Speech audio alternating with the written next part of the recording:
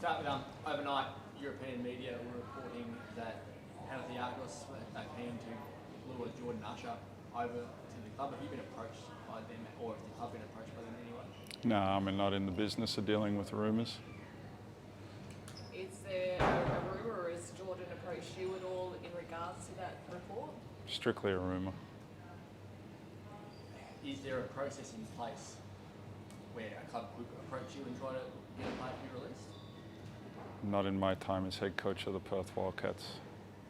Have you checked out if it's any sort of possibility this sort of scenario can arise? Because it could arise for any other player as well if one player gets approached. No, I'm not going to waste time on things that it's out of my control, like a rumour. I've played in Greece, so I know how that community operates in the sporting atmosphere. Is there a different sort of mentality, I guess, that you look at the NBA, for example, and a lot of the players, one day they're playing at one club and next they wake up and they're like, oh, I've got elsewhere. Is that the beauty of the NBL to a certain extent, that a lot of the time there is that sort of stability that once you're sort of signed on with the team? Yeah, look, I think that's an attractive thing about our league, and it gets talked about a lot in the off-season. When it finishes in the calendar, it gives players opportunities for sure.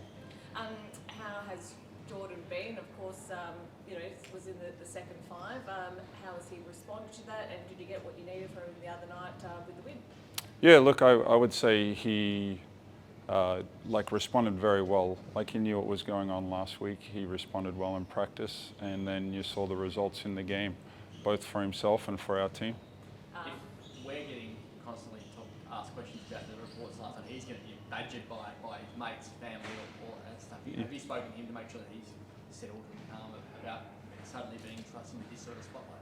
Yeah, like, I'm always making sure all of our players getting communicated with and making sure life is good, because if your life's good, basketball then becomes good as well. Was he comfortable with the storm that's arisen from him because of those reports from Europe?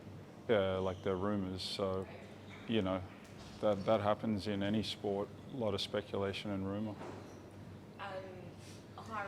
Harries played a really important sort of role for you, of course, playing against the Breakers as well, a couple of his tall black teammates. Yeah. What's impressed you about him when he got put into that starting five role? Well, he earned that opportunity because of his play. So he was showing his assertiveness, his willingness to create opportunity for other teammates, like a true selflessness. But then he made the most of his opportunity. Something I talk to all of our guys about is when you get your opportunity, you have to grab it with both hands and run with it. Do you look to go into this week with a similar lineup? I mean, it sort of showed that it's worked two from two. Yeah, but for sure, who I am as a person, I'm not going to make change if it's been successful. You said a couple times this week you get nervous when the team goes well, and will they ride that high? Yeah. Still, how do you approach that part of the game? You have to paint reality. Like, we had a great weekend winning 2 games, but we're 4-5. That's where none of us wanted to be. So we have to keep trending in the right direction with the way we're playing. Like, we got 2 wins, but as the coach, I want us to play better than what we did last weekend. So that's the goal, is to perform better. And if we perform at a very high level, we'll have success in the win column. It must have helped you when you go to the film review and you show all the things you've been talking about, setting screens, looking after each other, moving the ball, and everything that happened on the weekend was all those things. Does that give the positive reinforcement that this will work? Yeah, for sure. And I think you can easily get enamored or distracted with what you're not doing good and focus on that versus what you are doing good, and let's just get better at that stuff and minimize those bad spells. And I would say over the 2 games against Adelaide and Melbourne, we had less down moments, and that would previously be different. How do you handle Usher on court he's good is great, and then he had a couple of moments which weren't so great. He's eccentric with the way he plays, something aggressive. How do you handle the ups and downs that he sort of experiences midway through games? What's your messaging sort of to him? Look, that's who he is as a player, and that's the beauty of him, and that's why he's on our roster, is he has those game-winning qualities. So if you want someone to have game-winning qualities, but then you take that ability away from them, that would be bad coaching. So I have to learn to turn away in some stages. What impressed you the most? You know, you spoke about we're a talented roster, but you look at it and go, actually, we're not talented because we're not playing well. Mm-hmm.